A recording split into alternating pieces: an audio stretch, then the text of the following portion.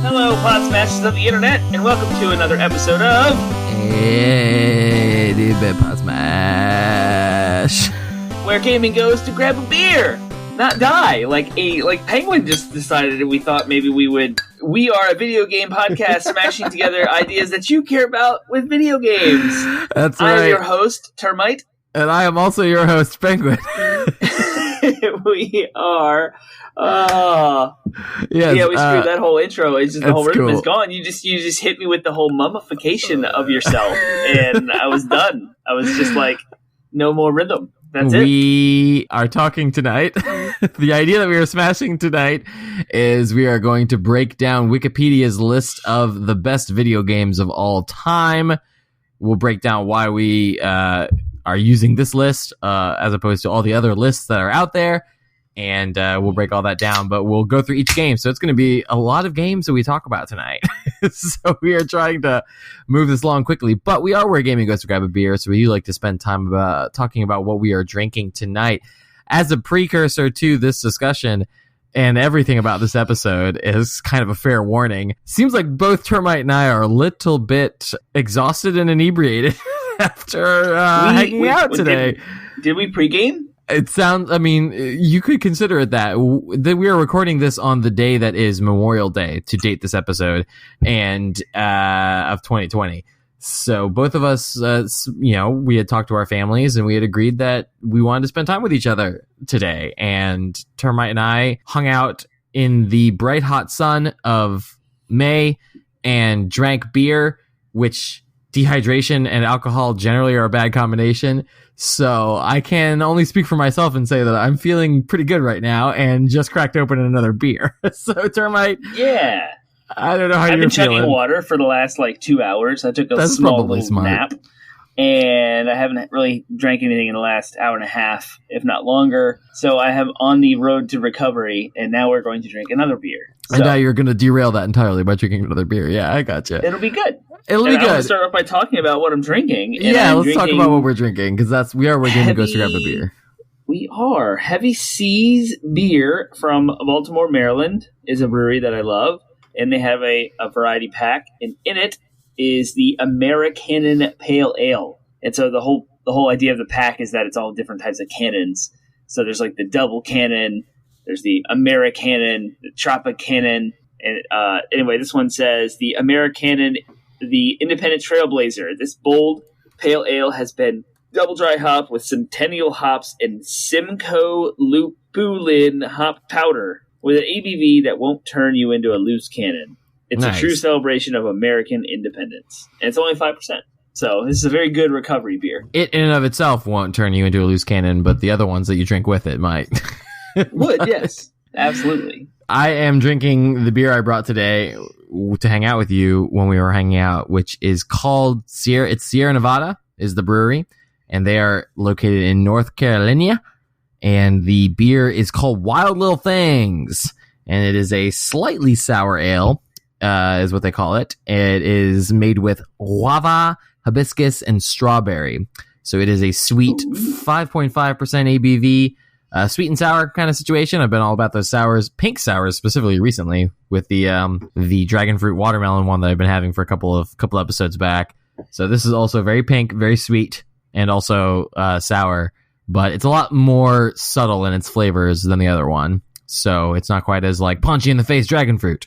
So I like the kind of subtlety. It gives more of that sour, just straight sour that you want out of a sour beer, while also still having good flavor. I like it. Outside of beer and some of the video games that we talk about, we are a family-friendly podcast, and I found it very difficult for me to withhold myself from commenting on pink and sour. But we'll move on from there. So, what is next? We are normally talking about our news or our banter and things that are happening in the gaming industry. This week has been relatively quiet after the banger that was last week. Which is fortunate. We've got a lot of content to cover this week, so it's fortunate that it's a light week. For you guys, you won't have to hear us ramble on about different things that are happening, but there's supposed to be some news that'll drop about The Last of Us Part 2 tomorrow, the day after Memorial Day, which we might have some things to comment on next week's show. So we're just going to table that. Which will actually be fortunate, because we'll talk about what we're talking about next week, but The Last of Us might be relevant to what we're talking about next week. So It probably will be. A slow news week is not our favorite thing, but doing this podcast is our favorite thing. Doing this podcast is our favorite thing. Favorite things. Favorite Things is a segment of our show that we have been trying to clean up to make it less offensive to your earbuds. But it is a segment of our show where we share with you the favorite thing, the thing that we discovered or experienced this week that we want to share with you in hopes that you might find your next favorite thing. Termite, do you want to go first or do you want me to go first? I'm going to go first with Memorial Day weekend being my favorite thing. As nice. Usually, I want to go back and listen to all of our podcasts that we record around Memorial Day and see if there's a trend. But it should be that Memorial Day is one of my favorite holidays of the year. I like it actually sometimes more than the 4th of July even. It's always, the weather's always amazing. Cookouts are always emphasized, and beer is always consumed. Cookouts always happen, and it's awesome. So today's cookout was my favorite thing of the week. We grilled out. We had burgers, hot dogs. We drank beer. We did all. What the is social different about distancing. this? I was going to say, what is different about this? Coronavirus is different. There's a pandemic about, if you didn't know. And to try and keep our family safe, we, of course, executed rules and policies that help keep each other safe, and that is we wore masks while we were preparing food, we social distanced 6 feet away, and I think that's about it. I mean, there's a lot of tiny logistics and questions to answer when it comes to food and condiments and sharing utensils. For sure. All those serving things and cake and whatnot, but I think we did a good job, and we're going to have to go into all the details here. No, for sure. And normally we would, again, as a contrast, we would have 4 or 5 families with a Memorial Day cookout. If if you were to go back and listen to all of our Memorial Day episodes or episodes that we recorded around Memorial Day, I think the trend you would see is that it would be a bigger celebration. But in this case, it literally was just our 2 families because we were trying to adhere to social distancing practices. But yeah, I weigh in because that is my favorite thing too. Although I have a slightly different specific favorite thing within the favorite thing. But yes, my favorite thing. My favorite thing was also hanging out with you guys, you and your family for Memorial Day weekend. In general, I am just so starved for human face-to-face interaction. And it still sucks having to wear masks and stuff, but at the same time, at least I got to spend time with human beings in a room that wasn't a Zoom room.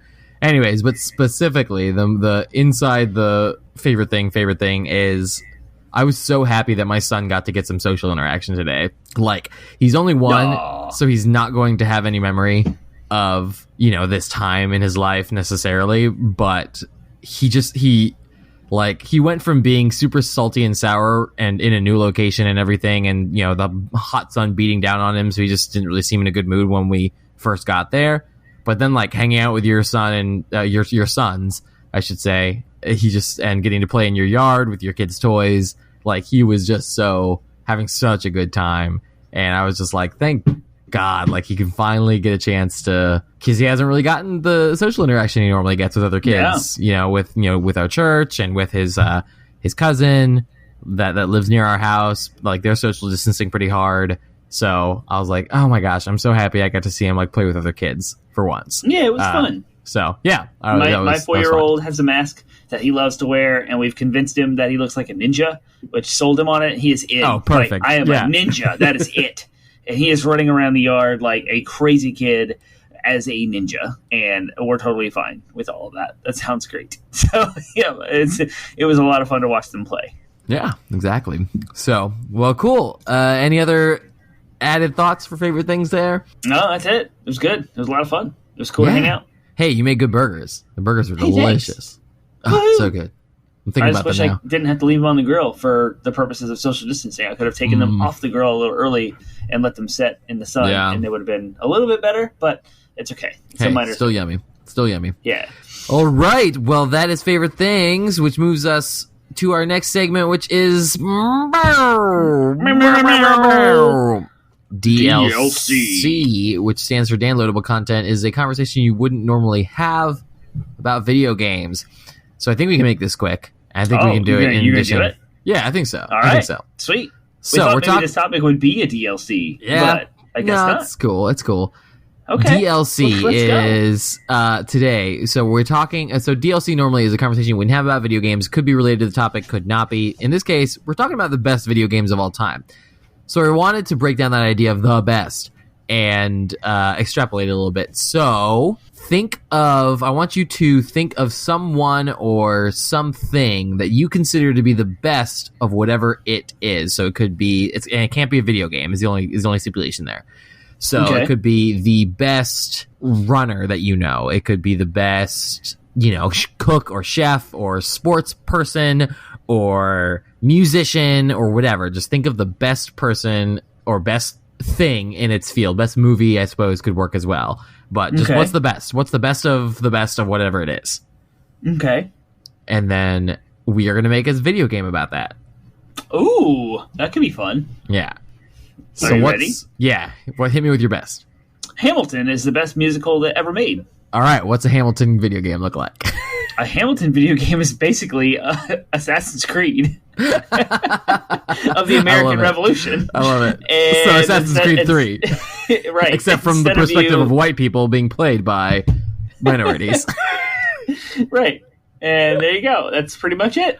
So the character designs, America versus Britain. The character designs are like you're playing Alexander Hamilton, but he is played by a Latino American, or like that's his character design is what he looks like. And all the other characters around him are all various African American, Native American, Asian Americans. Yep. In design, but the content of the game is early Americans against England. That's what you're telling me. And it's like an action stealth You nailed game. it. All right. Yep. I can dig it. I can see it having like instead of actual combat, whenever you get into encounters with other people, it is suddenly a rhythm game. Yes. Like everything is RPG. Rush. Like it's like RPG, like it in the same way that Final Fantasy or Pokemon, like dilla dilla dilla dilla dilla dilla dilla dilla, and you go into a fight. Except in this case, it's like a rap battle, and it's all a rhythm game. So you have to like my shot. Yeah, there you go. And you have to press X or square or triangle or circle. Totally. Yeah. I can dig it. All right, awesome. I love it. That's great. All right, that's DLC. Oh, it's just me? You're not going to go? I'm not going to go. I was like, we can afford to do DLC for the DLC fans, but let's also move on to this topic. So, all right, well, July 3rd, Hamilton is coming to Disney Plus, and we're supposed to make this a thing. We are making it a thing. Apparently, we're going to watch it a thing. We are watching it, okay? And I mean, the Bowens are in. We are going to watch it on July 3rd, the night of. We are going to put the kids to bed. We are getting fancy dinner and probably wine, and it is going to be an event to behold, to watch Hamilton with the original stage cast on Disney Plus, and it's going to be absolutely incredible. And your mind will explode onto the TV in little bits. Don't worry about it. It's fine. It'll wipe off. Just go with it. Great. I can't wait to wipe up my mind bits. Anyways, so we are. I'm looking forward to it. It'll be fun. I don't know if your intention is to like get on Zoom or something or watch it together. Who knows what July will look like in regards to phasing and social distancing and all that. But we will see. But it is the eve of the American Revolutionary celebration, Independence Day. So cool. It'll be exciting. Yay! Yep. All right, DLC is over. Which moves us on to our main topic, which we will be spending the meat of our podcast talking about. And so hopefully you are ready to buckle in because there's going to be a lot of content to cover in, 60 to 70 minutes of content. So we are talking about the... are we doing? We're going to go through the list on Wikipedia of the greatest video games of all time that are widely considered so. So why are we choosing Wikipedia? Let's talk about that really quick. Let's get that out of the way. Let's rip that Band-Aid off. What is this list? Where did it come from? Why is it here? Right. Yeah. So, Wikipedia is it is a source we often draw from for quick information if we just want to know something, but it is not necessarily the most reliable source in and of itself. However, in this case, what they did in this particular article is they pulled from a bunch of sources that were all different lists of the greatest and best games of all time from various video game journals and critics. And they only included games on this list that were included on at least 6 separate lists from different publications. So, though this list is ultimately subjective, it does a pretty good job of capturing what are, widely widely published ideas of games of all time. So is it a perfect list? Doubtful, but it will serve for our podcast and our purposes and quick research.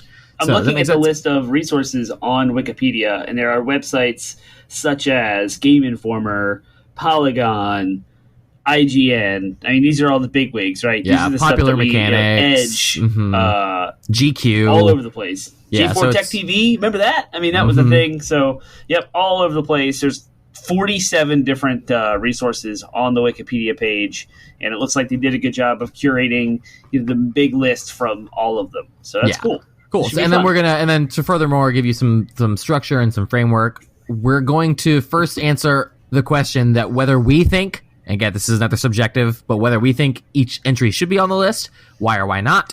And then we'll try to go through some other ideas as like, what did this game offer to the industry and the culture at large, or how did it bring games forward as a art form or entertainment medium. And then we'll try to break down some overall trends if we have time. But so overall trends such as like what years had heavy hitting games, or what genres tend to show up, or what platforms do games show up on this list. So, okay.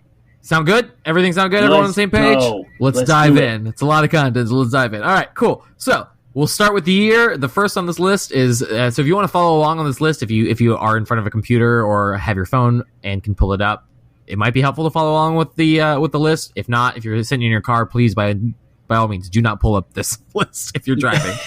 So just we'll pull over and do it on the side of the road. It'll be fine. So we'll start, and we'll start with the first entry on the list, which is going way back to the year 1972, and the game is Pong for the Atari. What do you think? Should it be on the list or should it not be? Of course it should be on this list. Yeah, absolutely. Pong is fundamental. I mean, it's like legendary. The foundation of gaming. Yeah, exactly. Yeah, it's legendary. It would not, it's still talked about. It's still played for all intents and purposes. And so the arcade like industry was rampant with Pong clones for years after the original came out by Atari. Everyone was trying to chase after that Atari buck.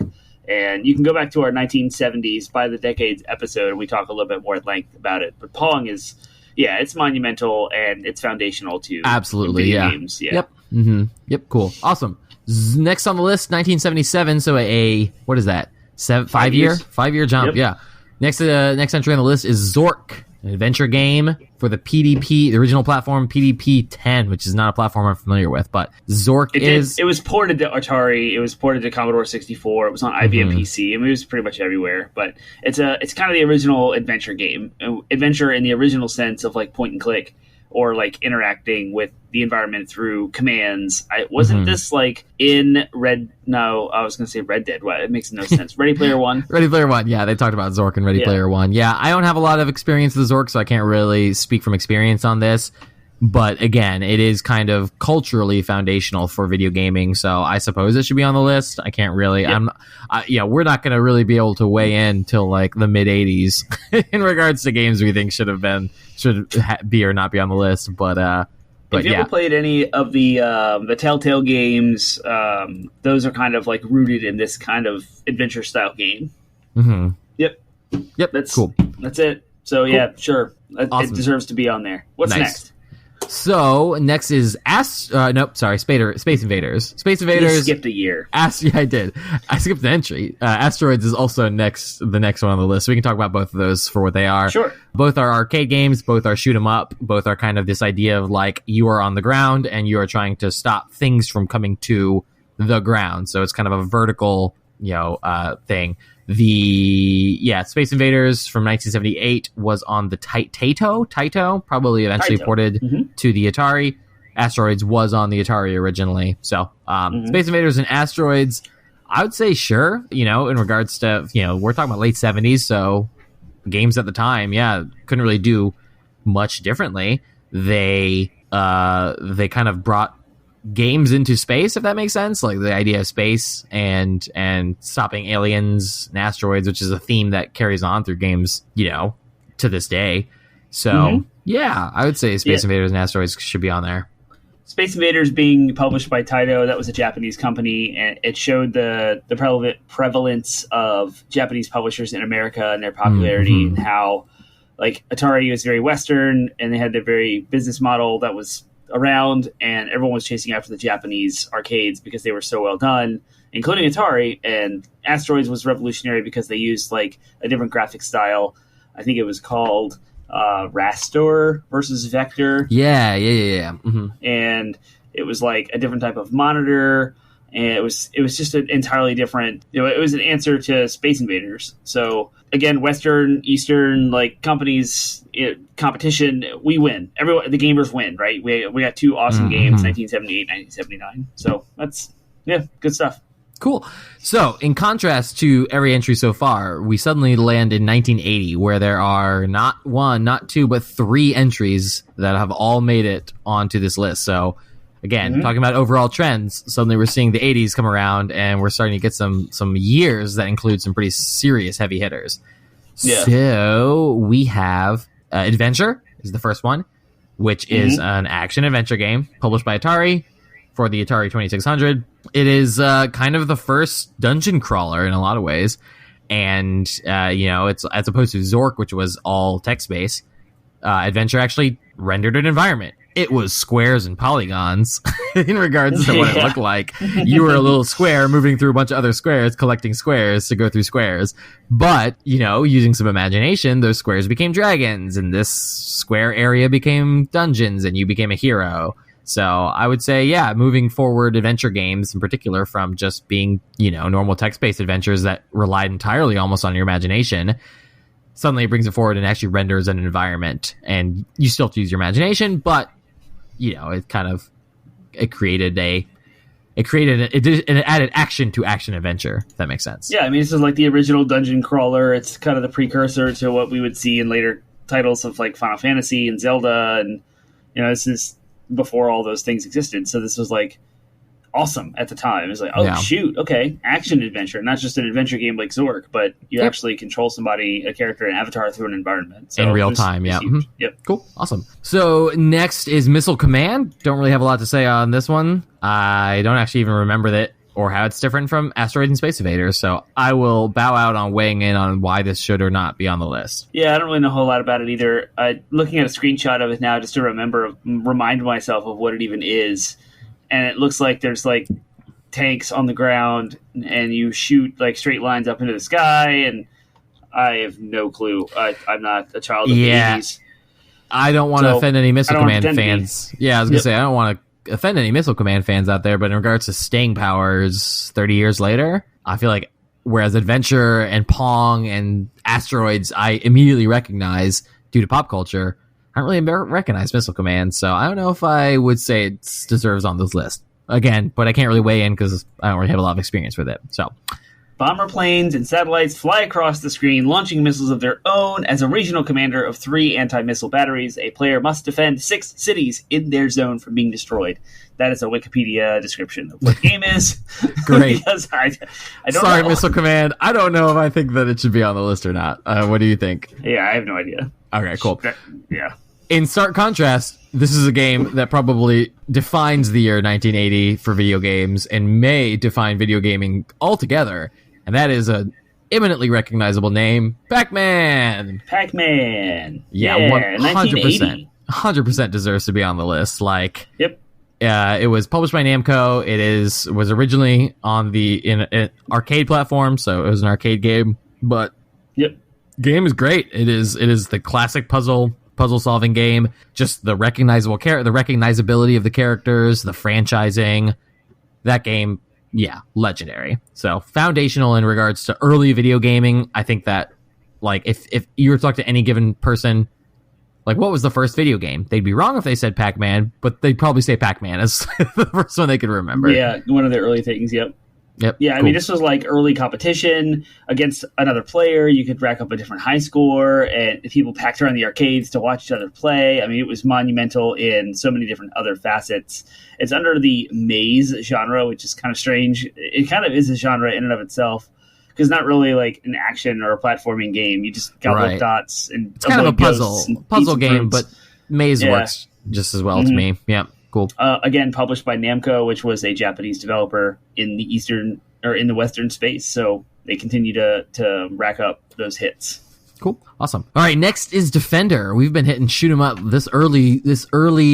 One of the trends I can identify kind of early on here is this shoot 'em up genre seemed really popular back in the early 80s and late 70s. So Defender, 1981, it was developed by Williams Entertainment and originally for the arcade. So what do you think? Again, similar to Mystical Man. Side-scrolling game that like still holds a lot of clout. I mean, in Avengers, one of the Avengers, or maybe it was the Guardians of the Galaxy. No, it was definitely Avengers 1.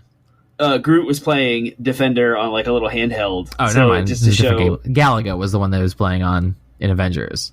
Oh, okay. Yeah, he was playing Defender in one of them, and I remember seeing it. And I was like, "Oh, shoot! It's Defender." This is like, yeah. It is the successor to kind of Space Invaders, Asteroid. Developed by Williams Entertainment. That was definitely a Western company for arcades specifically. It had the cool new like vector graphics, I believe, is what they were, with lots of cool like high contrast straight lines, arrows, and it's a lot of fun if you go back and play it. It holds up really well. I played it more recently at a couple of barcades that I've been to over the last couple of years, and every time I pick it up and play it, I have a good time and end up staying there longer than I think. So I totally think that it deserves to be on this list as a 1981 entry. Can't weigh in one way or another, so let's move on. Yep. Next on the list, 1981, similar to 1980, by the way. This one has 3 entries. So 1981 also saw Donkey Kong, which was the original. I mean, it's kicked off 2 franchises, obviously developed by Nintendo for the arcade. Would later show up on various Nintendo platforms, but yeah, it was the original appearance of Mario. It was the original one of the original platforming games, if not the original platforming game. And yeah, like I said, spawned 2 franchises, Donkey Kong and Mario. So, but obviously he was Jumpman at the time. So, any thoughts to add? Yes, this was Nintendo's entry into the arcade market. Nintendo had funded to produce an arcade called Radar Scope, and they had like 3,000 of these arcades that would not sell. And they tried to pierce the Western arcade market and failed. It stood up an entirely new initiative with people that were related to the original family that was in the Nintendo family. And Nintendo was coming out of the casino game with the cards, the Hanafuda cards or whatever they're called. And like Donkey Kong was what Shigeru Miyamoto, who we know now as the father of Mario and Zelda, Star Fox, etc., the father of Nintendo. This was his first game. He was hired and brought in to translate these radar scope games into something, and he came up with Donkey Kong and the idea of Jumpman and who he was, this plumber, Mario, and boom, like set the world on fire. If nothing else can exist on this list, Donkey Kong needs to be on this list because this is the start of Nintendo and a major success. People are still fighting for the world high score to this day. Yeah, I would say it would be a toss up between Donkey Kong and Pac-Man in regards to at least this early era. Because both those games are pretty revolutionary. But cool. All right, 1981 would also see Galaga, another shoot 'em up game, another Space Invaders kind of esque game.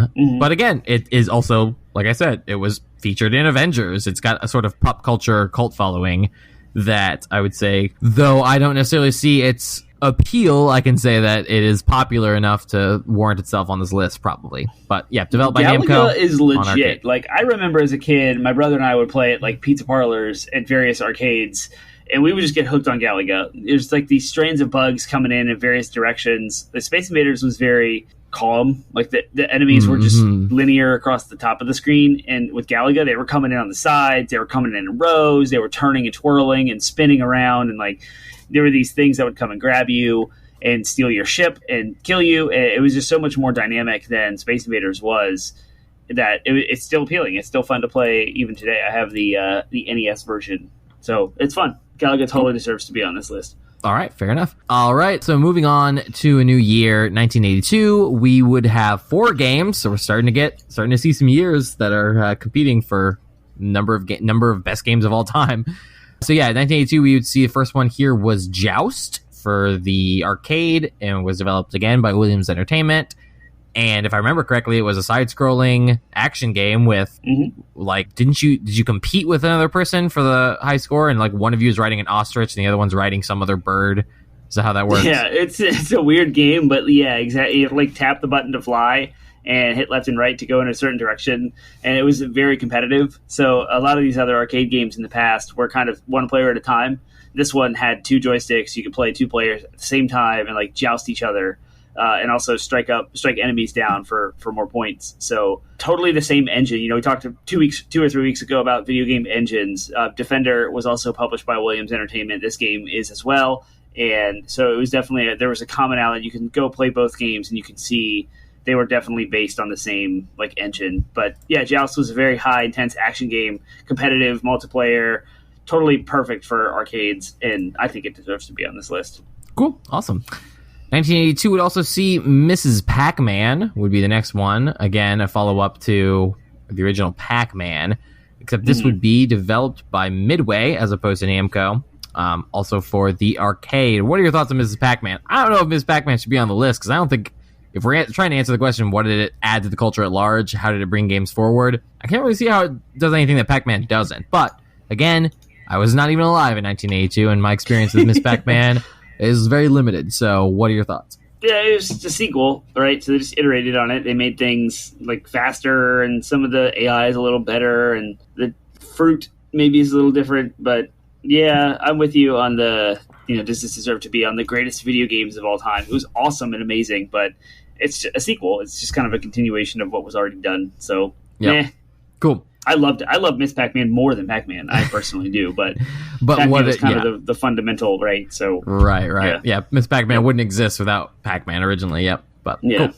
All right. Next, in contrast, though, I would say is 1982 from Activision. So way early. it's hard to forget, or it's hard to remember that they were making games as early as the 80s. But for the 2600, we would see Pitfall!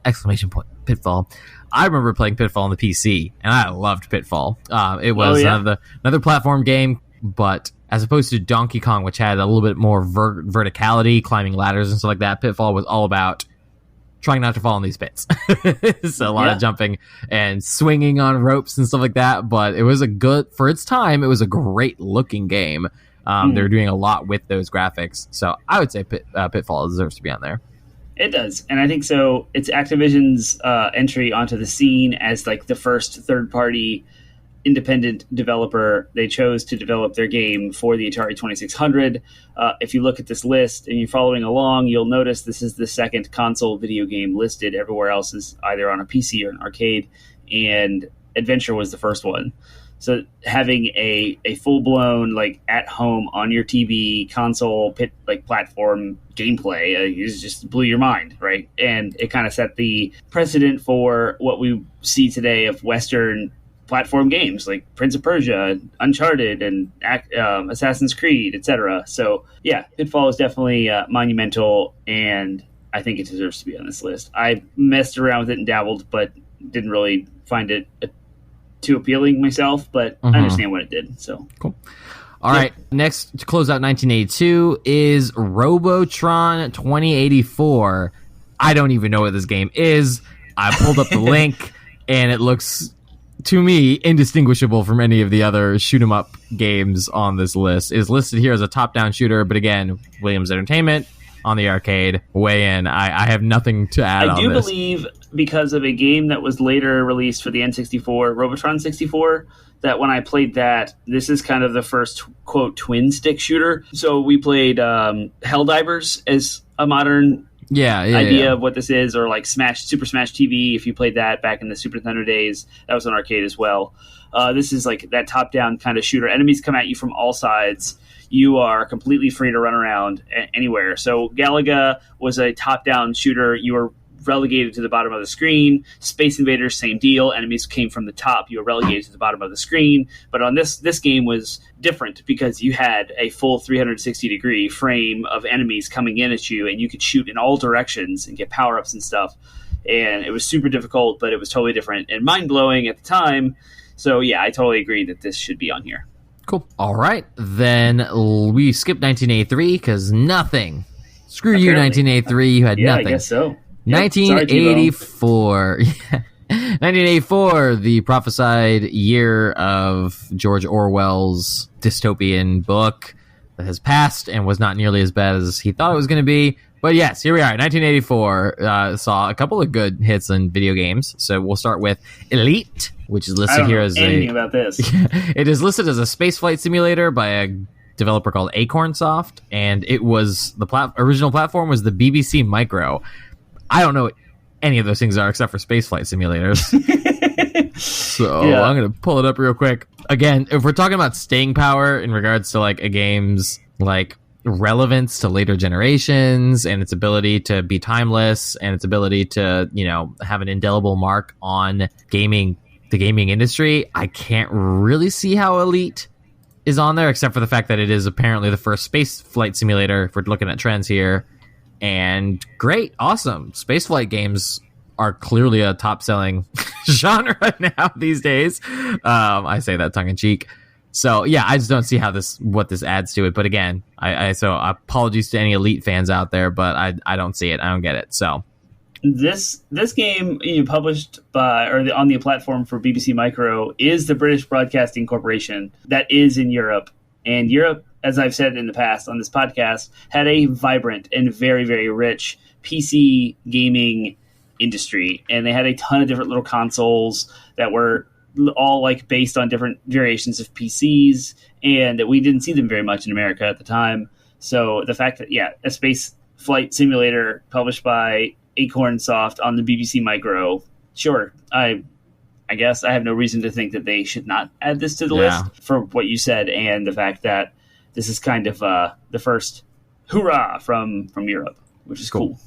Yep. All right, 1984. The next entry is Marble Madness from Atari for the arcade. Again, don't have much to weigh in on here. Marble Madness? I didn't, so tell me about it and tell me. Oh my goodness, it's so fun! It's like so it's kind of like a 3D tabletop with a marble on it, and you have to turn the table around to make the marble roll down like these crazy obstacles. And if you mess up, the marble falls into the abyss of nothing, and you get a game over. So it was totally a cool action puzzle game, mirroring the idea of trying to figure out what you're supposed to do along with real-time like arcade action. So this game's totally cool. Yeah, it was a lot of fun.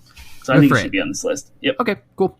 And then the last closing out 1984 is a game that everyone will recognize and therefore probably deserves to be on the list, Tetris. I don't love Tetris personally. I don't see the point in Tetris, but again, a lot of these early games are all about just getting the high score, and just because I wasn't good at it and therefore didn't get it as much as other people doesn't mean it shouldn't be on the list. So I will say, sure, Tetris is fine, but it is not my favorite. But I did not know that it was developed by, I'm looking at it now, did not know that it was developed by a Russian software engineer. Yeah. So that's kind of cool. Yeah, it's like what it's known for, man. Yeah, I didn't know that. Well, I guess that is a gap in my knowledge because I did not know that. So I played an arcade port of this at your 30th birthday, actually, in Richmond. Oh, nice. And had a blast. I love Tetris from like the Game Boys when I first experimented with it, experienced it, and then I think I played with our friend of the show, Ryan. If I recall correctly, we did a little 2-player action, and it was a lot of fun having like the other player right next to you. Nice. And try to like solve as many lines as possible. But it was marrying the idea of puzzle with competition and score and thinking, and it was fun. It was a lot of fun. Tetris, come on, everyone knows why Tetris. Yeah, I was it deserves to be on the list because it's called Tetris. They're still making Tetris and Tetris knockoffs to this day. Candy Crush Saga, one of the best-selling mobile games of all time, is basically just Tetris. So yep, go get it. All right. 1985, next year, is first on this list is Gauntlet, which is a personal favorite of mine, so I'm happy to see it on the list. Action role-playing game by Atari for the arcade. I mean, classic. I mean, it's the old dungeon crawler, four-player co-op. The idea of classes and everything kind of it really was foundational to dungeon crawlers going forward. So yeah, Gauntlet, I love it. Yeah, we know that Dungeons and Dragons influenced a million video games in the past, and this is just one of those like, let's boil down a Dungeons and Dragons complex like thing into a tiny, really fast action arcade game where you just run through a dungeon full of enemies as a different class, like a warrior or a mage or a Valkyrie, And we played at your birthday in that arcade Oh, it was for so like much fun. an hour and a half on one quarter. Probably It the was game. amazing. Yeah, it was probably the game that we played the most and got the most cost effectiveness from because we were, like you said, we were able to play it on one quarter. So it was great. We had a blast. And it took us all by surprise. The arcade was rickety. It was like rocking in the corner. It wasn't stable, and it was We had to cram. so much fun. We were all like crammed in because it was it was like right in the corner there. Nobody wanted to play Gauntlet, and we're sitting there being like Gauntlet. So yeah, it's awesome. Yep, it's so good. Yep, cool. And also in 1985 is another personal favorite of mine, Super Mario Brothers, which is a platforming game. The original Mario for Nintendo came out in 1985. It totally like that's it. Yep. That mic drop. Exactly Super right. Mario. On the list. Yep. Yeah. Obviously a follow up. To what they started in Donkey Kong, but now Mario has his own franchise, and the rest is history. We talk a lot about Mario in an episode. We had a whole everything Mario dedicated to that entire franchise. So, it deserves to be on the list for that reason. But all right, 1986 is another good year for at least one of these entries. But we'll talk about the first one. The best year. Okay, hold on. 1986 is the best year in video game history, hands down. One, I was born that year. I was gonna say you. So we're gonna start with that predisposition there. And we'll get to the other reason in just a minute. Cool. Before we get to the other reason, we'll talk about Bubble Bobble, which is a platform game by developer Taito for the arcade. I don't have anything on this one, so any thoughts? It's a fun, like, platforming kind of puzzle-ish game. I lump it in there with, like, Donkey Kong. It has, I recognize. multiple... Yeah, I recognize these almost Yoshi-esque characters they have in it. Oh, there looks like almost like Kirby-like characters. Looks like there's a lot of stealing. Maybe a lot of ideas were stolen from this in regards to character design. Yeah, maybe. It does have a appealing, like, Japanese character design. You trap enemies in bubbles and pop them and stuff. It's fun. I like it. It's maybe not deserving to be on this list, but if you look at everything that's in 1986... maybe that's all that was in the arcades that year that deserves to be there. I don't know. Right, but just because the game is like the only good thing of that year, does it deserve to be on the all-time list? I don't know. That's a whole different question, but yeah, definitely. Anyways, but when you consider that this year also saw the next entry, which is The Legend of Zelda. Hence why 1986 is the best single-handed year of video game history. I'm so jealous that you were born in the year that Zelda was released, and I wasn't. So we'll get to the games that came out the year I was born. Yep, the original Legend of Zelda was just absolutely legendary, and puns intended all around. I don't care. And the idea of taking a full-blown fantasy RPG from like the PC kind of genre and boiling it down into an amazing console on the Nintendo experience, absolutely out of this world, fully open world. You could explore as you wish. In fact, people drew their own maps as they explored. I mean, this was like monumental in the gaming industry. It just changed everything. It set new expectations that even Nintendo didn't know were possible. Shigeru Miyamoto at the helm, he did it. Just a masterpiece and a mastermind of gaming history. Absolutely, this is arguably one of the best single video games of all time, much less 1986. Yeah, everyone who listens to this podcast knows we are huge Zelda fans, huge Zelda nerds, so we have another whole episode on Zelda as a franchise. So yes, the original, the OG Zelda deserves to be on this list as far as we're concerned. So, cool. Next, Outrun. Same year, racing game by Sega. Sega's first appearance on this list. We've been talking a lot about Sega recently. For the arcades, again, what are your thoughts? No input from me because didn't really play it. I don't know what the racing genre looked like in the 80s, but Outrun stands out. It was just like super fun music, fun graphics. It had a single wheel you'd stand in front of. Yeah, and it had almost 16-bit-esque graphics, and the soundtrack apparently is awesome. I don't know a whole lot about it, but it's fun, I guess. So because there's no other racers on this list, I'm assuming it stood out for a reason that is beyond me. So I know like F1 pole position existed before this, and like Spy Hunter existed, and those are like top down. Spy Hunter's not on this list.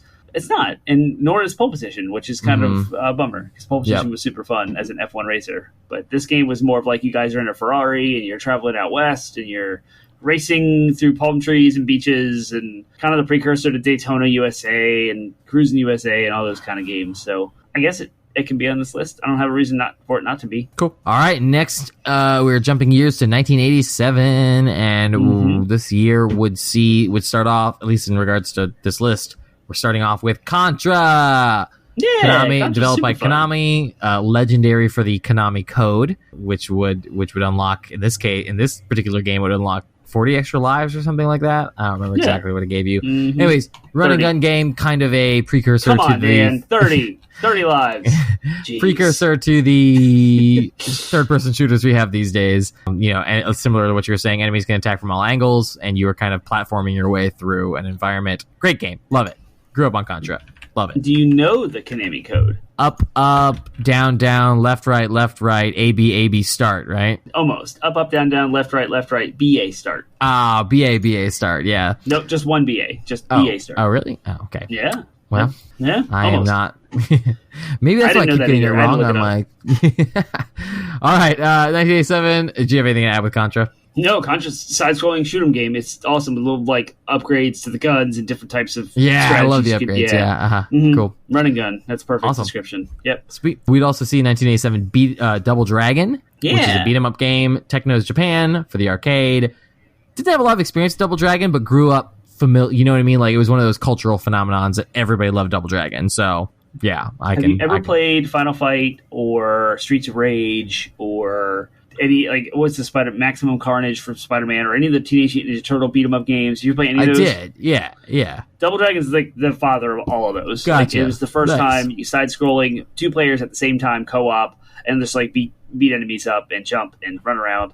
A lot of games in that genre were awesome. We need Double the Dragon, modern, I guess, stands out because we need the modern evolution and equivalent of that genre. Streets of Rage 4 just came out. Oh, did it? Oh, cool. Yeah. Yep. Awesome. Go look it up. It looks amazing. Got really good reviews too. Cool. All right. Next, 1987 would also see Mike Tyson's Punch Out. For Nintendo, developed by Nintendo for the NES. That's an interesting partnership there. Some branding, Mike Tyson and Nintendo. It's kind of funny. Yeah, they later reneged that and got rid of Mike Tyson's name and called it Punch Out Mr. Fantastic. Yeah. Because funny. of controversy. So yeah. Mike Tyson was the then world heavyweight champion. So they got a really good sponsorship deal. Oh, fictional Mr. Dream. I thought it was Mr. Fantastic. Really cool, really unique kind of fighting game against an AI that every single fighter, as you progress in difficulty, would exude different types of cues to tell you what to do next. And I never really got super into the weeds, but it's very, very difficult. And this is the origin of Lil Mac too, which is yeah, on Smash cool. Bros. Yeah. Yep. Mm-hmm. So it was really, really popular. It was considered a sports game because it is boxing. It's true to the sport. You can box, you block, up, down, kidneys, face, uppercuts, all of the things that you do in boxing, haymakers and jabs and all that stuff. So it was just cool. So yeah, I think it deserves to be on this list. Awesome. Cool. All right, and then 1987's last game here on this list is R-Type, a first shoot-'em-up game by Irem for the arcade. Again, don't know anything about it myself. What? You don't know anything about R-Type? I guess Who not. are you? Pulling it up now. I'm looking at it. It's cool. It looks Metroid-y. It's not Metroid at all. It's a side-scrolling airplane game. Metroid if you were piloting a plane.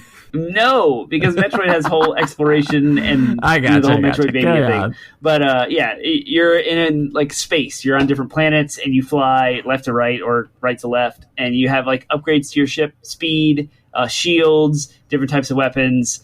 It was like Contra but on rails. So, and it didn't involve any jumping. You just flew up and down. It did have obstacles that would present itself, as well as enemies spawning on the screen and shooting you from all directions. Ridiculously hard.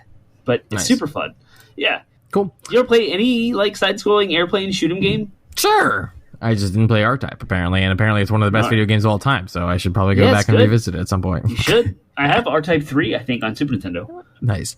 All right. 1988, Mega Man 2. Yeah, I agree with that. Mega Man developed by Capcom for the NES. Okay. Yep, Mega Man has a ton of games. There's all the way up to 10, I believe, if not even more than that. I think 11 just came out on PS4 last year, 2 years ago. So Mega Man 2 is definitely a standout of all of the original ones. The level design, the music, the enemies. You could choose which boss you wanted to fight in the order that you wanted to fight them, and then each of them would give you a weapon to upgrade Mega Man. You could then use that weapon as a weakness against other bosses, and so it was kind of a puzzle to figure out which bosses had which weaknesses. That's how all Mega Man games are, but Mega Man 2 specifically stands out because of level design and music are just I just like did chef's kiss. Like I just perfect. did a Control F on this list, and Mega Man 2 is the only Mega Man game that appears on this list. So, yeah, I can agree with that.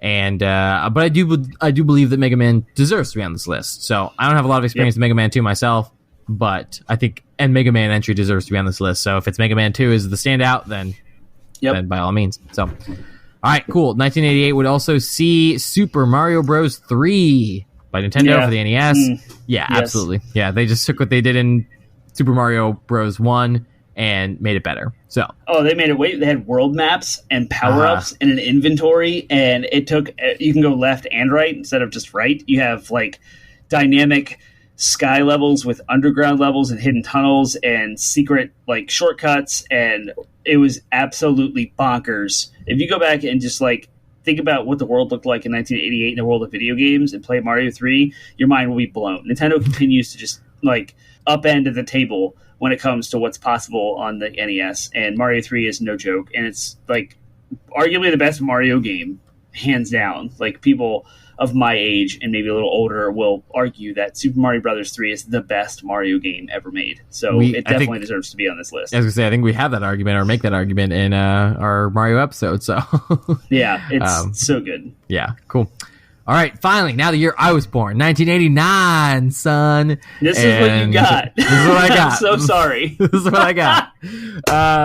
But hey, it's on the best video games of all time, right? Hey, so we've got Prince of Persia from Roterbund for the Apple II. I didn't know that it was on the Apple originally. In fact, both these games are Apple. So yeah, look at 1989. What's wrong with you? Yeah, I have played the later games, but I never played the original. So I liked later games. It's definitely a franchise that stands out in my head as good games, but I never played the original, so can't weigh in. Yeah, I mean, I haven't really messed with Prince of Persia much either. I just know it. To me, it always felt like the successor to Pitfall.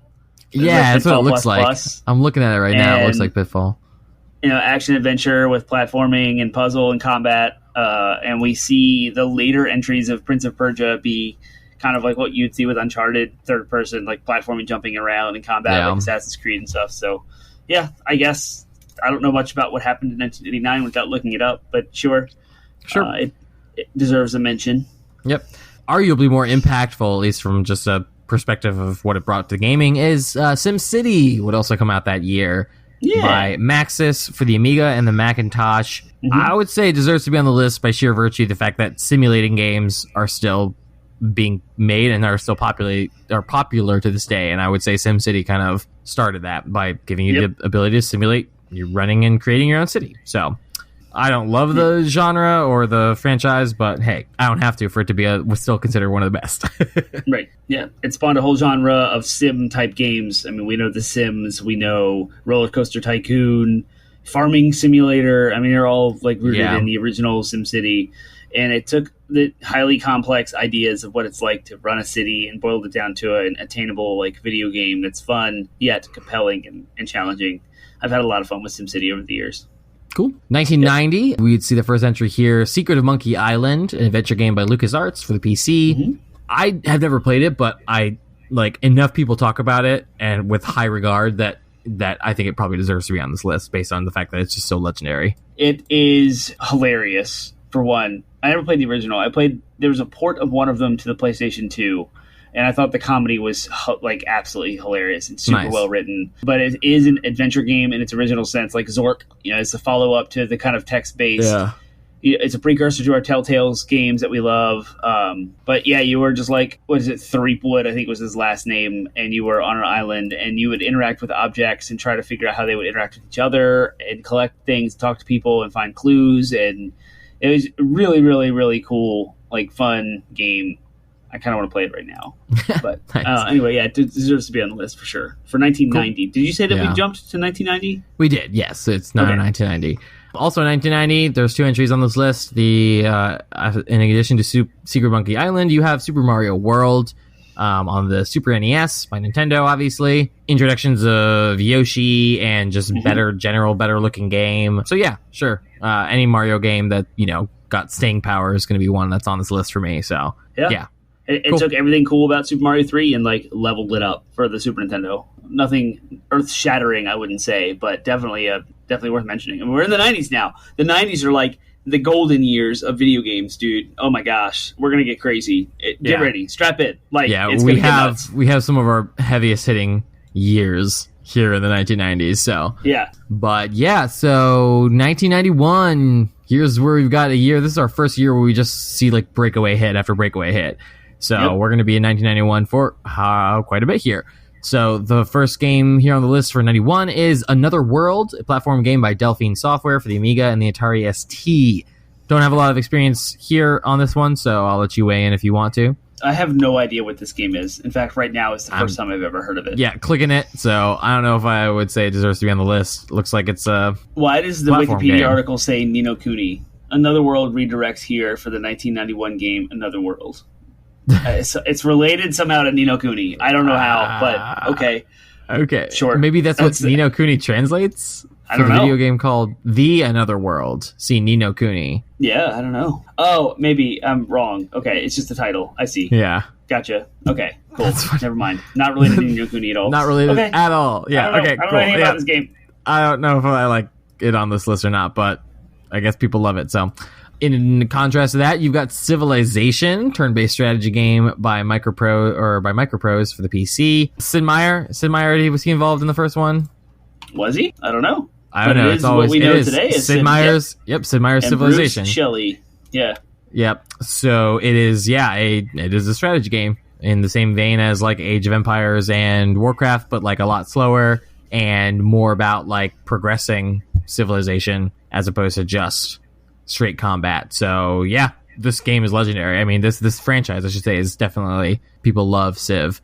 So yep. Civ 6 is the most modern entry, and it was free to play on Epic Games if you decided to grab that. I did.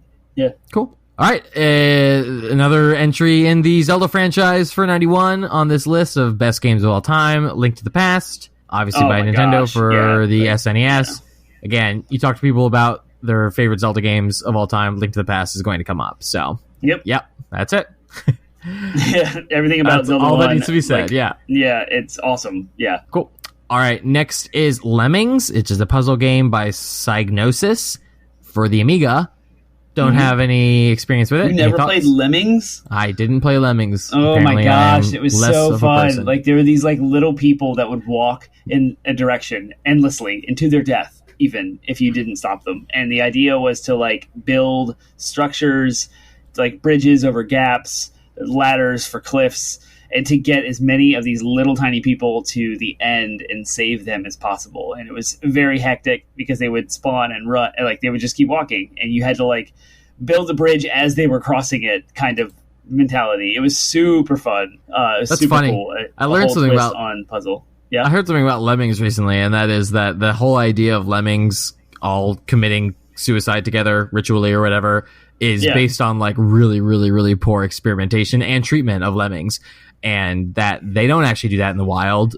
In these particular experiments where they piled a bunch of lemmings onto a small platform and the lemmings just started falling off of it, they were like, look at them, they're committing ritual suicide. It was wait, what? No, that's not what they're doing at all. They just can't all fit on this platform you're putting them on. So yeah, I learned that. I was like, lemmings don't actually all kill themselves in the wild. So it's kind of good to know. Yeah. Yeah. All right. This year we also would see Monkey Island 2, LeChuck's Revenge. Also by LucasArts on the PC. Again, don't have a lot to weigh in on here. Yep. Successor to the original one. Good stuff. Yep. Cool. 1991 would see Sonic the Hedgehog in addition to Civ and Link to the Past. So the original Sonic for the Sega Genesis. We recently talked about this great, wonderful game. And yes, totally deserves to be on this list. Sonic is a classic. The first platformer to compete with Nintendo and succeed a little bit. It wasn't until next year that we'll see the one that actually succeeded, but almost. Yep. Still pretty good, though. So, cool. And then to close out this year of 1991, this wonderful, wonderful year, we'd see Street Fighter 2, the first fighting game on our list, and by Capcom for the arcade, Street Fighter. Yes. Not much else to the say. Arcade world on fire. boom, revolutionized. Everything was like the 70s and 80s games that we've talked about in the past, but this was like a whole new realm of mind-blowing competition and dynamics between characters. You could choose like 8 different fighters, and they all had these moves, and it was so well balanced and so well done, and it was just spawned tournaments galore. In fact, 1992 saw the first competitor to Street Fighter 2 because it was so popular that the West had to compete, because Capcom, being a Japanese publisher, dominated. So the West coming out 1992 kicks off with Mortal Kombat, one of my favorite franchises of all time. We did an episode on it, published by Midway, using real-life graphics, actually captured people doing animations for like the first time, adding things like fatalities to really like make the blood and gore like crazy. Mortal Kombat was awesome and revolutionary, and definitely deserves to be on this list, or right next to Street Fighter 2. And just because of the sheer fact that it triggered an entire generation of 90s parents into creating the ESRB. Yep. This game has made an impact for sure. So I'm with you. Cool. All right, 1992. Next on the list after Mortal Kombat is Sonic the Hedgehog 2. So, yep. We've talked about that in our Sonic episode. Legendary Sonic Tuesday in 1992. This was the entry into the Sonic the Hedgehog series that actually started eating Nintendo's lunch a little bit. So Sure. Yep, cool. 92. Next on the list is Super Mario Kart. Racing game by Nintendo for the SNES. One of the best one of the best racing games of all time as far as I'm concerned. So definitely think it should be on the list. The idea of like throwing bananas and shells at each other, and it like exists in your home console. You don't have to go to the arcade for it and play with complicated steering wheels and pedals. They're not that complicated, but it takes a controller, the multiplayer, the battle mode, everything about Mario Kart. Oh, it's awesome. Like, yeah. Right. Also totally took some of the like seriousness out of the racing game. Instead of having to worry about like cars and all that stuff, it was just like, it's more about the characters. It's more about the goofy fun, cartoony aspects that Nintendo is good for. So, cool. Huge contrast to Super Mario Kart. We would see first-person shooters finally jump on the scene with Wolfenstein 3D by Apogee Software for the PC. Apogee Software, I'm assuming eventually becoming id Software, but... Apogee is 3D Realms. Yeah, originally 3D Realms. Is different from id Tech, and it's different from Unreal or Epic. Like, those are the three kind of like big first-person shooters of that time. Yeah, is this a mistake? No. This is... Okay, whatever. Anyways, doesn't matter. I want to get into all that. Wolfenstein! Yep. Shooting Nazis. This is... it was published by Apogee Software, but it was developed by id. So, okay, cool. Good to know. Anyways, so, the OG first-person shooter, by all intents and purposes, deserves to be on this list. So, cool. Yes. John Carmack. Much more. Mic drop. Boom. Yeah, we talk more about Wolfenstein we have a whole episode very early dedicated to first-person shooters. So, we do. Yep. That was actually our original genre deep dive. So, cool. So, 1993, this was a big year. So, again, talking about overall trends, huge year. There are 13, I think, games on this list that all come from the year 1993. So, big year for gaming. LucasArts would develop a game called Day of the Tentacle. Don't know a lot about it, but do you have any? It's another it's an adventure game. Sorry, I can't say action. Adventure is totally different. I remember genres. We have an episode about genres that are crazy. But another adventure game from the studios at LucasArts, in the vein of Monkey Island, just furthering that. So it looks because there's right so many games on here. Looks right out of like a Cartoon Network show or something. Yep. I'm just looking at the graphics, but never played it. Can't really weigh in on whether or not it should be on the list, but the lack of staying power would imply to me that it shouldn't be. But next is Daytona USA for the Sega, or by Sega, on the arcade. Another racing game. Any this thoughts? Was like fully 3D NASCAR. The crazy part about this was like connecting multiple arcade cabinets together. And I think I've seen an implementation of 8 different cockpits strung together across the back of an arcade. It took up the entire back of the arcade to do that. And it was loud, colorful, cartoony, and fun. Super, super arcadey. Not realistic at all, but ridiculously fun.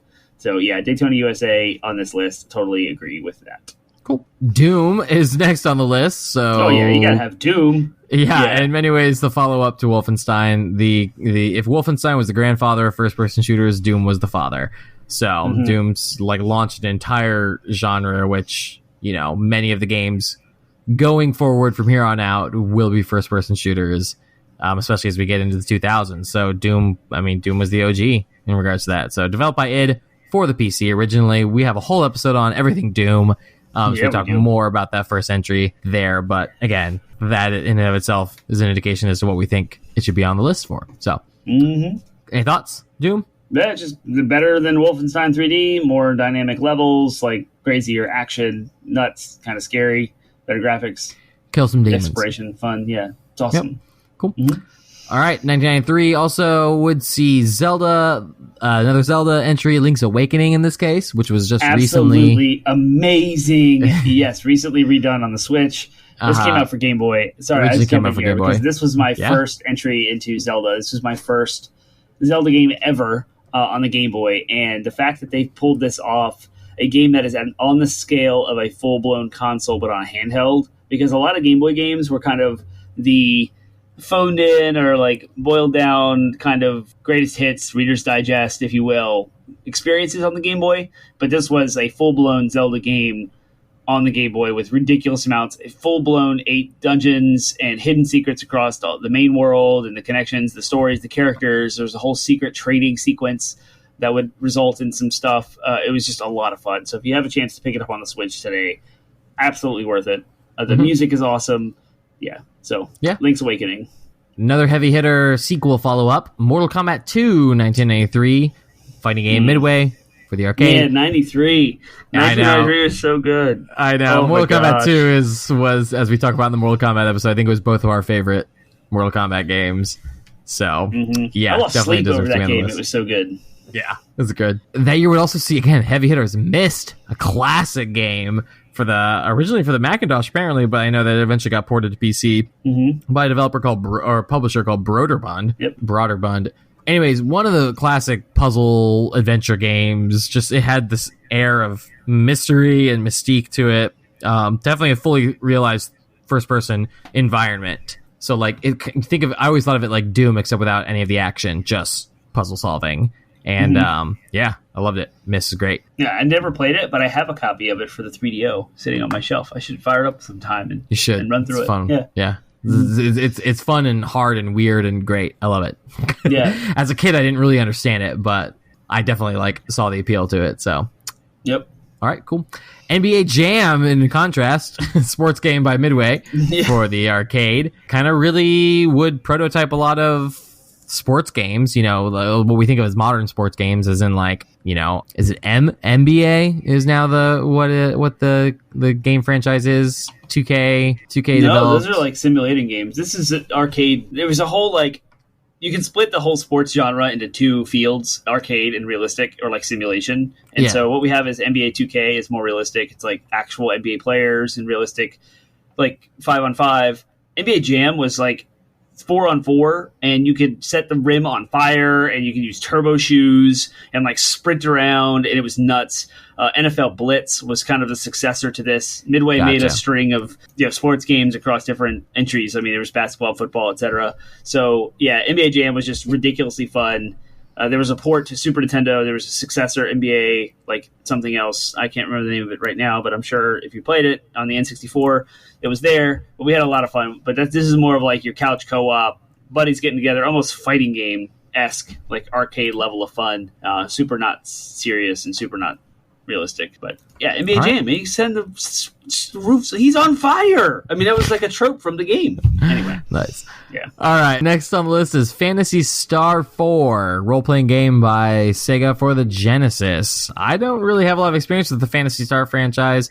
I remember being super interested in Phantasy Star Online when it originally dropped, but never played it. So, no idea. I have this game on the Sega Genesis, and I started it not too long ago, and it did get its hooks into me pretty quick. It's just like a direct competitor to Final Fantasy, but it's on the Sega. Like it's funny that Final Fantasy hasn't been mentioned yet on this list. I know. And we're in 1993. Yeah. Yeah, but, is it on? It's Final Fantasy. Yeah, the first one will be next year, but crazy. Yeah. All right. By LucasArts in 1993, there'd be Sam and Max Hit the Road. adventure game by LucasArts. Just crushing with these adventure games. Yeah, totally.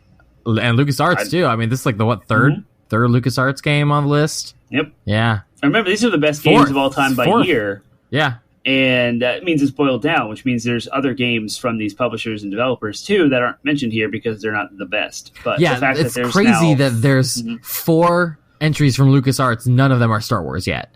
And as we would learn, Star Wars didn't get into LucasArts' hands until the next year. So the fact they're pumping out best games of all time, dude, they're so good. Before getting Star Wars games is crazy. Were awesome. Yeah, that's nuts. So cool. Secret of Mana would come out by Square. So the first entry by Square on the list for the Super NES. I'd never played Mana, any of the Mana games. So have you ever played Secret of Evermore? For Super Nintendo? No? Okay, well, Secret of Mana is like way more real time than like the turn-based stuff that you'd see in the past, and apparently the stories are awesome. I actually have a copy of Secret of Mana for Super Nintendo and have never played it, and so I'm jonesing to get in there at some point when I get away from trophies. It's nuts. Yeah, I always see it on the NES or the SNES Classic that you had. I would always see it pop up, and I'm like, I don't know about that game. So. Yeah, it's definitely worth playing. I did play more of Secret of Evermore, which is kind of a successor to that game. I wouldn't call it a sequel, but same kind of vein. Just super real time, smacking things while pressing Y and running around, not turn-based. Yep, it's good. Cool. All right, moving on is SimCity 2000, follow-up to SimCity. Yes. Again, same publisher, Maxis. Came out for the Macintosh originally. Never played it, so... That was my entry into the SimCity world, was SimCity 2000. The first one I played on the PC. I fell into it super hard. Like, build your own city, roads, skyscrapers, disasters, going nuts, cheat codes, like the whole thing. Super, super fun, and totally deserves to be on this list. Cool. The next one I would agree totally deserves to be on the list is Star Fox, the original. It's listed as a shoot-'em-up game, but I would argue it's also a bit of a space simulator for the Nintendo on the published by Nintendo on the SNES. Yeah, great. Classic characters, good franchising, good staying power, and I don't know if this entry what I would describe as the best of that franchise, but still, it started it, so I can see it being on this list for sure. I'm surprised it made it on this list because the frame rate was like 2, and the graphics were 3D, which was definitely legendary for the time for being on a Super Nintendo because it used the extra chip, the Super FX chip, on the cartridge itself to boost its power, but it didn't. It does not hold up. Like, it is not that great. And so I've tried to play it a bunch of times and it could never really get past a couple of levels before I'd be completely disconnected from it. But I don't know if that's because of the context of where I am in life and like years. Maybe in rewind to actual 1993 when this came out, it would be better.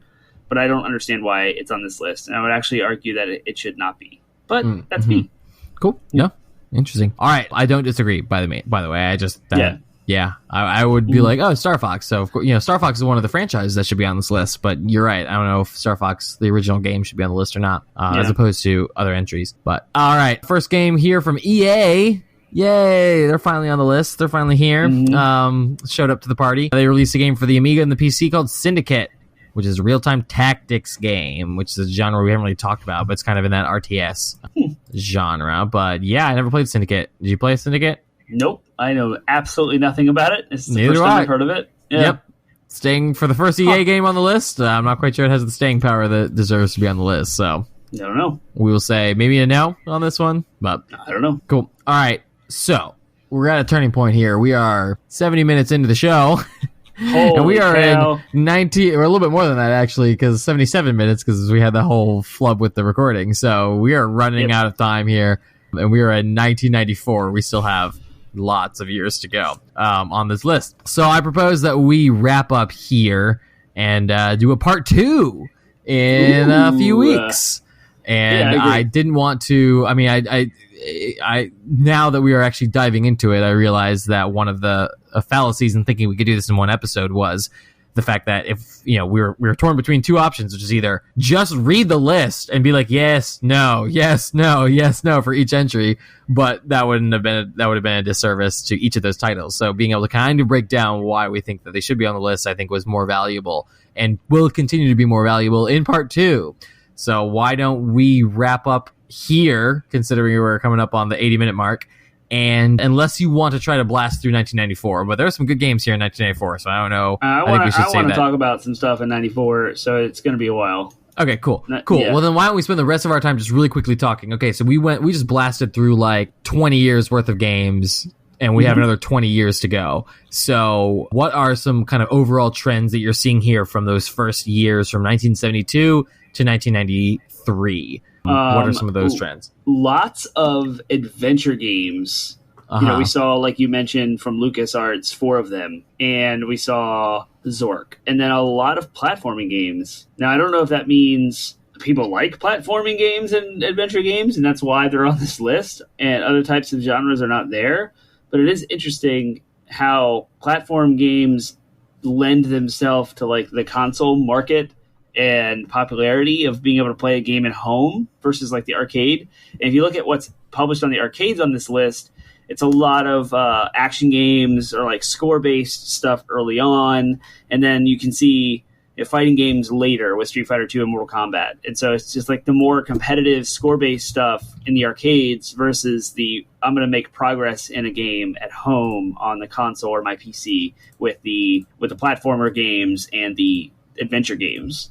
So I thought that was an interesting trend, looking at what's popular in the arcades and what's popular in the console, and then drawing lines between the two to see how they influence each other and what sells. I mean, this is like the reason why we're doing this is because this is a good snapshot into the culture of the time, because we are America. The world is a capitalist. America is capitalism, right? Like they make games that sell well, and they continue to make more of the stuff that sells and what people want, supply and demand, and then they compete with each other. And we see Japan and America, both capitalistic nations, mostly on this list. And you can see how, like, what the culture is craving. Early on, it was a lot of competitive score-based shoot-'em-ups. Later, it turned into more competitive, more than one player on the screen at a time, like kind of fighting and competing games. Excuse me. But at home, people wanted to play by themselves. So things like Mega Man and Mario were more popular. Zelda, like, I'm going to grab a controller and do my own thing for hours and hours and hours, like bigger experiences at home versus smaller experiences in the arcade. It's very interesting to see 70s, 80s, and 90s like progress the way that we have. Yeah, no, other progression trends I've noticed were like obviously Atari falling out and giving way in a lot of ways to Nintendo, being, those two are kind of the bigger heavy hitters in regards to what we're seeing in the earlies. That's not super surprising. Shoot 'em ups kind of, laid the foundation too for, you could probably draw a direct line between shoot 'em ups and FPSs. People kind of have a very fondness for just blasting things in the face, apparently. And yeah, you can just kind of see it's like, before Wolfenstein and Doom came around in the late 80s and 90s, you would see, or I guess in the early 90s, sorry, you would just see like there was a lot of shoot 'em ups on this list too, which is kind of just an interesting trend there. But yeah, a lot of platform games, a lot of adventure games, and not a lot of like franchises yet. Granted, the late 80s, you start to see the emergence of that. In fact, the earliest sequel on this list is Miss Pac-Man from Pac-Man. Everything else is an original game on its own, standalone title. But you'd see Miss Pac-Man, then you'd see Mario in 85, Zelda in 86, and then you'd start to see repeats there. Yep. So the fact that like franchising wasn't really a thing back in, at least in regards to like the best games of all time, the most critically acclaimed, the most beloved games, they just didn't seem to really make a lot of great follow-ups to great games that people considered better. So you're starting to see the iteration of existing titles is starting to become not only something that is in and of itself good selling games, but also profitable in that regard, but also critically it's being widely and highly regarded. Like, yeah, you took what you did well in this first game and then you made it better in the follow-ups. So we'll see that going, all the way up to 2017. So spoilers for the next one. Spoilers for the next one. 2017, we'll see a title that basically was another iteration of an existing franchise, and it made it to this list. So, yeah, kind of crazy, interesting trends that I noticed there. So, all right. Any other final closing thoughts? No, sir. That's all I got. All right, so sorry to wrap this one up early. We bit off more than we could chew with this topic. So we will be doing a part 2, not next week, because next week is a special episode for a holiday that it will air on. So that holiday is Father's Day. And we will be talking about the like fatherhood in games. We'll be talking about games that handle fatherhood well and games that handle fatherhood bad.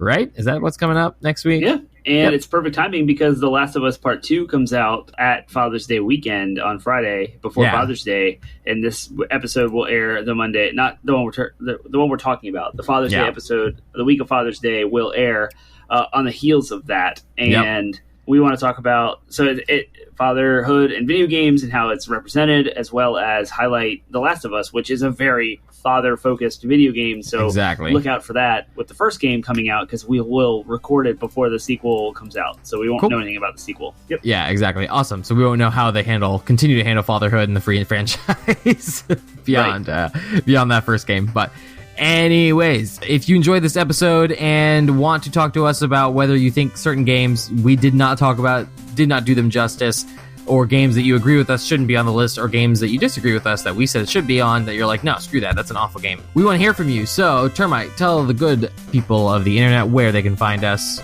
to communicate with us. As you are listening to us right now, we are a weekly video game podcast. Episodes go live Monday at midnight every single week. We don't miss a beat. On platforms such as Google Play, iTunes, iHeartRadio, Spotify, and Stitcher. You can find links to all of those at our landing website. That is 80bitpodsmash.com. Every Wednesday night, also, we stream on twitch.tv/80bitpodsmash. Penguin or I, or both, will play something that we're interested in and inform you guys on the pedigree of this game, the developers. We try to educate you guys all on what we're playing and why it appeals to us and the reasons for playing it, etc. It's super fun, so join us there at twitch.tv/80bitpodsmash. You can find us on social media as well: Facebook, Instagram, Reddit, and Twitter, all at 80bitpodsmash, or for Reddit, there's a subreddit, 80bitpodsmash. It's all 80bit podsmash, all one word, all lowercase, no funny business. Hit us up on any of those things. If you want to provide feedback, interact with our community, talk amongst yourselves, talk with us, you can find us on Discord, and there's a link to that server on every one of our episode posts, as well as on our Facebook posts. So click that link and jump right into our Discord server and start interacting with all of us in our community. Awesome. Great. Then, we'll be talking about fathers next week for Father's Day, and we'll see you then. See you next week.